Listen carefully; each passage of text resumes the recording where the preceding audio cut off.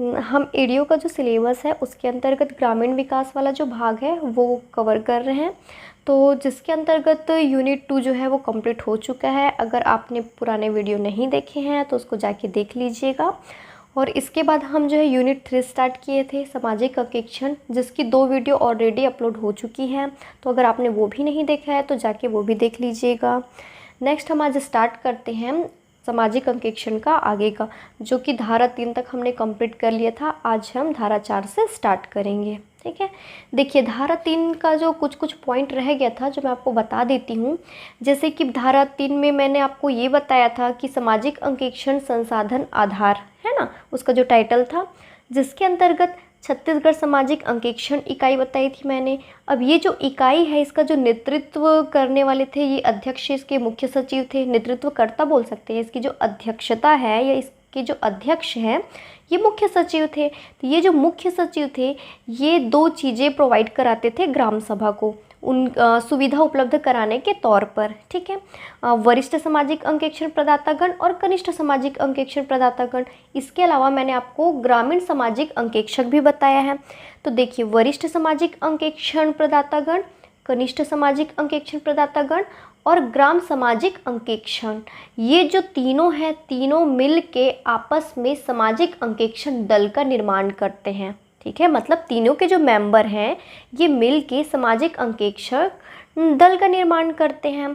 और इसमें याद रखिएगा कि तीनों में मेंबर डिसाइड नहीं है। मतलब कि सामाजिक अंकेक्षण दल में वरिष्ठ सामाजिक अंकेक्षण प्रदातागण के कितने मेंबर शामिल होंगे, या कनिष्ठ सामाजिक अंकेक्षण प्रदातागण के कितने मेंबर होंगे, या ग्रामीण सामाजिक अंकेक्षक के कितने मेंबर होंगे, ये निर्धारित नहीं किया गया है। किसी में कम, किसी में ज़्यादा, या तो चाहे तो इक्वल भी हो सकते हैं। ठीक है, ये निर्धारित नहीं है, इसको याद रखिएगा। अब नेक्स्ट हम लोग स्टार्ट करते हैं धारा 4। ठीक है, जो धारा 4 है इसका टाइटल है सामाजिक अंकेक्षण से पूर्व अपेक्षाएं। देखिए, इसमें होता क्या चीज़ है, सामाजिक अंकेक्षण से पूर्व क्या क्या चीज़ें प्रोवाइड करा देनी चाहिए, यही इस धारा 4 के अंतर्गत बताया गया है। ठीक है, तो इसका जो पहला पॉइंट है, सामाजिक अंकेक्षण प्रक्रिया राज्य में मनरेगा योजना के क्रियान्वयन से एक स्वतंत्र प्रक्रिया होगी। क्रियान्वयन एजेंसी कभी भी सामाजिक अंकेक्षण के कार्य निष्पादन में बाधा या अवरोध उत्पन्न नहीं करेंगी। ठीक है, मतलब ये कह रहा है ये कि जो सामाजिक अंकेक्षण प्रक्रिया है इसमें मनरेगा योजना का जो क्रियान्वयन वाला जो पार्ट है या क्रियान्वयन जो एजेंसी है ये अलग है, और जो सामाजिक अंकेक्षण प्रक्रिया जो है ये अलग है। दोनों मतलब कि जो सामाजिक अंकेक्षण जो प्रक्रिया है वो राज्य मनरेगा योजना के क्रियान्वयन एजेंसी से ये अलग है, एक स्वतंत्र प्रक्रिया होगी। ठीक है, मतलब कि जो क्रियान्वयन एजेंसी है, जो मनरेगा योजना के जो क्रियान्वयन एजेंसी है, ये कभी भी सामाजिक अंकेक्षण की प्रक्रिया में या सामाजिक अंकेक्षण का कार्य किए जाने में किसी भी प्रकार का कोई भी बाधा नहीं डालेगा। ये सामाजिक अंकेक्षण पूर्व अपेक्षाएं के अंतर्गत पहला पॉइंट है ये। ठीक है, इसके बाद नेक्स्ट देखते हैं, कार्यक्रम अधिकारी सीईओ जनपद पंचायत योजनाओं के सभी क्रियान्वयन एजेंसियों की अपेक्षित जानकारी सामाजिक अंकेक्षण आरंभ होने की तिथि से कम 7 दिवस के पूर्व प्रदाय करने हेतु उत्तरदायी होंगे। ठीक है, मतलब ये बोल रहा है जो कार्यक्रम अधिकारी जो है इन्हीं को सीईओ जनपद पंचायत भी बोला जाता है। तो योजनाओं के सभी क्रियान्वयन एजेंसी की जो अपेक्षित जानकारी होगी उसको सामाजिक अंकेक्षण के प्रारंभ होने के कम से कम 7 दिन पूर्व प्रदान करने के लिए, जो जानकारी है उसको प्रदान करने के लिए जो सीईओ है वो उत्तरदायी होंगे। ठीक है, इसका जो थर्ड पॉइंट है, पंचायत में सामाजिक अंकेक्षण करने के लिए नियोजित सामाजिक अंकेक्षण प्रदातागण और सामाजिक अंकेक्षक उसी पंचायत के निवासी नहीं होंगे। ऑब्वियस सी बात है, अगर उसी ही पंचायत के होंगे तो वहाँ पे तो भ्रष्टाचार वाली चीज़ें आ ही जाएंगी। तो भ्रष्टाचार से बचने के लिए ही जो सामाजिक अंकेक्षक प्रदातागण हैं वो ग्रामीण सामाजिक अंकेक्षण, मतलब कि सामाजिक अंकेक्षण प्रदातागण और ग्रामीण सामाजिक अंकेक्षक उसी ग्राम के निवासी नहीं होंगे, कोई और दूसरे गांव के निवासी हो सकते हैं ये। ठीक है, ये हमारा धारा जो 4 है वो कंप्लीट होता है यहाँ पे। नेक्स्ट देखते हैं धारा 5। धारा 5 बोलता है सामाजिक अंकेक्षण की कार्यावधि। ठीक है, सामाजिक अंकेक्षण के कार्य की अवधि। देखते हैं इसका पहला पॉइंट है मनरेगा योजना का सामाजिक अंकेक्षण राज्य के सभी पंचायतों में प्रत्येक 6 माह में कम से कम एक बार निष्पादित किया जाएगा। ठीक है, क्या कह रहा है ये कि जो सामाजिक अंकेक्षण जो है वो राज्य के सभी पंचायतों में प्रत्येक 6 माह में कम से कम एक बार होना चाहिए। ये एक बार होना ही है, ये डिसाइडेड है। ठीक है, 6 माह में एक बार मतलब कि एक वर्ष में 2 बार। इसको याद रखिएगा, इम्पॉर्टेंट है, ये ऑलरेडी पूछा गया क्वेश्चन है। ठीक है, नेक्स्ट है सामाजिक अंकेक्षण इकाई द्वारा जिला प्रशासन के परामर्श से प्रत्येक वर्ष के आरंभ में सामाजिक अंकेक्षक के निष्पादन संबंधी समय सारणी पर निर्णय लिया जाएगा। ठीक है, मतलब कि जो सामाजिक अंकेक्षण इकाई है इन्हीं के द्वारा जिला प्रशासन के परामर्श से जब भी सामाजिक अंकेक्षण का जो कार्य किया जाना है या सामाजिक अंकेक्षण किया जाना है उसके लिए प्रत्येक वर्ष के प्रारंभ में समय सारणी निर्धारित कर लिया जाएगा या उस पर निर्णय ले लिया जाएगा। किनके द्वारा ले लिया जाएगा? सामाजिक अंकेक्षण इकाई के द्वारा, जिसमें किसके परामर्श से रहेगा? ये जिला प्रशासन के परामर्श से। ठीक, नेक्स्ट है इसमें थर्ड पॉइंट। जो थर्ड पॉइंट है ये है ब्लॉक में सभी ग्राम पंचायतों को उस ब्लॉक में पंचायतों की संख्या और उनकी निकटता के आधार पर 4 से 6 क्लस्टर समूहों में विभाजित किए जाएंगे। सामाजिक अंकेक्षण को एक क्लस्टर के सभी पंचायतों में एक साथ संपादित किए जाएंगे। ठीक है, जैसे कि जब मैंने आप लोगों को धारा 2 बताया था परिभाषा, उसके अंतर्गत मैंने आपको क्लस्टर बताया था और आपको ये भी बोला था कि आगे इस क्लस्टर के बारे में हम और पढ़ेंगे। ठीक है, तो देखिए क्लस्टर का मतलब इसको हम ले सकते हैं जैसे कि देखिए एक जो गांव होता है, एक गांव के अंदर बहुत सारी चीज़ें आ जाती है। ठीक है, कैसे बहुत सारी चीज़ें आ जाती है? मतलब कि उस गांव में हो सकता है एक गांव में 4 से 5 मोहल्ले बटे हो या उससे ज़्यादा बटे हो। मैंने 4 से 5 तो मिनिमम ही कह दिया है ना, बहुत सारे मोहल्ले होते हैं। ठीक है, जितने लोग जो गांव में निवास करते हैं उनको ये चीज़ें पता होंगी। गांव क्या शहर में भी वार्ड में बंटा होता है, जैसे कि गांव में ये एक मोहल्ला कहलाता है तो वैसे शहर में एक वार्ड बन जाता है वो। ठीक है, तो जिस प्रकार एक गांव में बहुत सारे मोहल्ले होते हैं तो आसपास का देखिए जो मोहल्ला पास होता है वहाँ पे कनेक्टिविटी एक दूसरे के साथ ज़्यादा होती है। सेम थिंग यहाँ पे क्लस्टर को आप एक गांव की तरह मान लीजिए।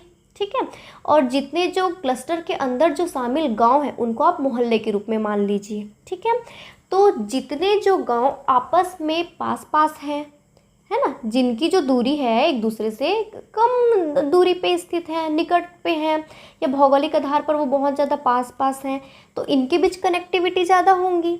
तो ऐसे गांव जो आसपास हों इनको मिलाकर एक क्लस्टर तैयार किया जाता है। ठीक है, तो मिनिमम कितने क्लस्टर रेडी करेंगे? 4 और मैक्सिमम 6 क्लस्टर। ठीक है, अब ये जो एक क्लस्टर है इसमें समूह भी डिसाइड किया जाएगा 10 से 20 ग्राम पंचायत का।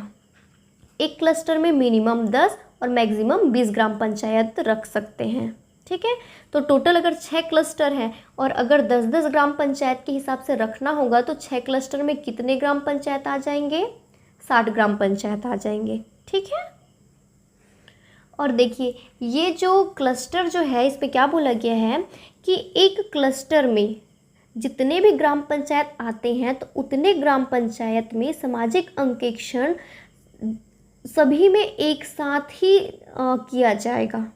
ठीक है, मतलब किसी में पहले किसी में बाद ऐसा नहीं किया जाएगा। जैसे कि एक क्लस्टर के अंतर्गत अगर सपोज़ के लिए ले लेते हैं, चलिए हम लोग 10 ही ग्राम पंचायत ले लेते हैं, तो जितने जो 10 ग्राम पंचायत है उस 10 के 10 ग्राम पंचायत में सामाजिक अंकेक्षण एक ही समय पे किया जाएगा।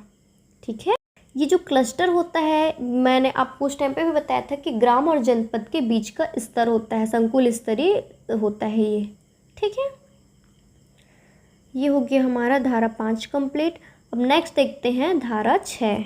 जो धारा 6 है ये क्या बोलता है सुसंगत शासकीय अभिलेखों के लिए आवेदन प्रस्तुत करना। इसका जो टाइटल है धारा 6 का, सुसंगत शासकीय अभिलेखों के लिए आवेदन प्रस्तुत करना। ठीक है, तो देखते हैं इसका पहला पॉइंट है, सामाजिक अंकेक्षण दल सामाजिक अंकेक्षण के आरंभ होने के कम से कम 15 दिन पूर्व विहित प्रारूप में मनरेगा योजना की सुसंगत जानकारी के लिए सीईओ जनपद पंचायत के समक्ष एक आवेदन प्रस्तुत करेंगे। ठीक है, क्या बोला जा रहा है कि जो सामाजिक अंकेक्षण दल जो है वो सामाजिक अंकेक्षण प्रारंभ होने के कम से कम 15 दिन पूर्व मुख्य कार्यपालन अधिकारी मतलब जो सीईओ जनपद पंचायत है इनके पास मनरेगा से संबंधित दस्तावेज प्राप्त करने के लिए आवेदन करेंगे। ठीक है, चूँकि वो दस्तावेज, देखिए सामाजिक अंकेक्षण हो रहा है तो जिस योजना से संबंधित वहाँ पे सामाजिक अंकेक्षण किया जा रहा है तो उस योजना से संबंधित उसके दस्तावेज तो होने बहुत ज़्यादा ज़रूरी है। जब तक वो दस्तावेज नहीं होंगे तब तक वहाँ पे अंकेक्षण किया ही नहीं जा सकेगा, है ना। तो उस दस्तावेज को प्राप्त करने के लिए कम से कम 15 दिन पूर्व जो सीईओ जनपद पंचायत होंगे इनके पास एप्लीकेशन देंगे। कौन एप्लीकेशन देंगे? सामाजिक अंकेक्षण दल। ठीक है, और वो जो एप्लीकेशन जो रहेगा या उसमें जो अभिलेख रहेंगे उसमें निम्नलिखित चीज़ें रहेंगी। ठीक है, देखिए जो चीज़ें रहेंगी, ये जितने जो दस्तावेज हैं इसको सामाजिक अंकेक्षण दल को निःशुल्क उपलब्ध कराया जाएगा। किनके द्वारा? मुख्य कार्यपालन अधिकारी के द्वारा। ठीक है, तो देखिए कौन कौन सी चीज़ें होंगी यहाँ पे देख लेते हैं। जो दस्तावेज में ग्राम सभा का अनुमोदन रहेगा इसमें। ठीक है, पहला। दूसरा है तकनीकी और प्रशासनिक स्वीकृति की प्रति। ठीक है, तीसरा है मास्टर रोल की प्रतियाँ। प्रतियाँ का मतलब क्या होता है? ज़ेरॉक्स। ठीक है, नेक्स्ट है भुगतान सूची। नेक्स्ट है माप पुस्तिका। नेक्स्ट है सामग्रियों के बिलों और वाउचरों की प्रतियाँ। अब देखिए ये जो जितने जो दस्तावेज हैं, याद रखिएगा, जितने सभी जो दस्तावेज है इसकी प्राप्ति के पश्चात सामाजिक अंकेक्षण दल अंकेक्षण करता है और उस अंकेक्षण की रिपोर्ट की एक जो प्रति है इसको ग्राम सभा को भी देगा। एक अपने पास रखेगा और एक ग्राम सभा को भी देगा। ठीक है, नेक्स्ट देखते हैं। देखिए सीईओ जनपद पंचायत आवेदन की प्राप्ति के 7 दिवस के भीतर अपेक्षित जानकारी प्रदान करेंगे। ठीक है, मतलब ये है कि जैसे 15 दिन पहले मुख्य कार्यपालन अधिकारी जो है, मुख्य कार्यपालन अधिकारी के पास मनरेगा से संबंधित दस्तावेज प्राप्त करने के लिए एप्लीकेशन किया जाएगा सामाजिक अंकेक्षण दल के द्वारा, और आवेदन देने के 7 दिन के भीतर जो सीईओ जो है, जो मुख्य कार्यपालन अधिकारी है, यह दस्तावेज सामाजिक अंकेक्षण दल को निःशुल्क प्रोवाइड कराएगा, निःशुल्क उपलब्ध कराएगा। ठीक है, नेक्स्ट देखते हैं। यदि सीईओ यह दस्तावेज उपलब्ध कराने में असमर्थ है तो शासन के द्वारा सीईओ के खिलाफ अनुशासनात्मक कार्यवाही की जाएगी। ठीक है, लेकिन ये कार्यवाही कब की जाएगी? सबसे पहले उनसे ये जो दस्तावेज है इसको उपलब्ध ना करा पाने का कारण पूछा जाएगा, मतलब कि उनकी असमर्थता का पहले कारण पूछा जाएगा, और अगर जो कारण है उससे जो शासन है वो सेटिस्फाई हो जाते हैं तब ठीक, और अगर अदरवाइज सेटिस्फाइज नहीं होते हैं तो उनके ऊपर अनुशासनात्मक कार्यवाही की जाएगी। ठीक है, अब देखिए कार्यवाही तो हो जाएंगी उनके ऊपर, लेकिन यहाँ पे तो सामाजिक अंकेक्षण को किया जाना ही है ना। अब सामाजिक अंकेक्षण को पेंडिंग तो नहीं रख सकते हैं कि सीईओ वहाँ पे दस्तावेज उपलब्ध नहीं करा पाया, उनके ऊपर कार्रवाई चल रही है और इधर पे सामाजिक अंकेक्षण पेंडिंग है, ऐसे तो काम नहीं बनेगा। ठीक है, तो क्या किया जाएगा? डॉक्यूमेंट तो चाहिए ही, दस्तावेज तो चाहिए ही चाहिए रहेंगे, है ना। तो उस कंडीशन में जब डॉक्यूमेंट उपलब्ध ना हो पाए तो ऐसी स्थिति में सामाजिक अंकेक्षण दल मनरेगा के साइट में जाएगा और वहाँ से डॉक्यूमेंट को डाउनलोड करेगा। उसके बाद सामाजिक अंकेक्षण का कार्य शुरू किया जाएगा। ठीक है, ये हो गया धारा 6 हमारा कंप्लीट। नेक्स्ट देखते हैं धारा 7। धारा 7 जो है ये बोलता है पंचायतों को सामाजिक अंकेक्षण की जानकारी। इनका जो टाइटल है पंचायतों को सामाजिक अंकेक्षण की जानकारी। ठीक है।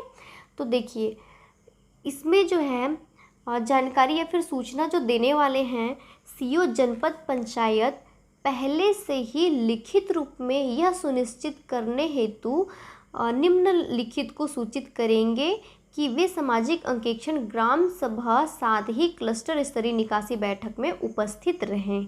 ठीक है, मतलब देखिए यहाँ पे अगर पूछा जाएगा कि पंचायतों को सामाजिक अंकेक्षण की जानकारी या फिर सूचना कौन देते हैं, तो मुख्य कार्यपालन अधिकारी देते हैं। ठीक है, और किनको सूचित करते हैं, यहाँ पे मैंने लिखा हुआ है देखिए निम्नलिखित को सूचित करेंगे। तो किनको सूचित करेंगे, जनप्रतिनिधियों को, मनरेगा योजना से संबंधित पदाधिकारियों को और संबंधित डाकघर या फिर बैंक घर के प्रतिनिधि को। ठीक है, ये 3 लोगों को वो सूचना देंगे। ठीक है।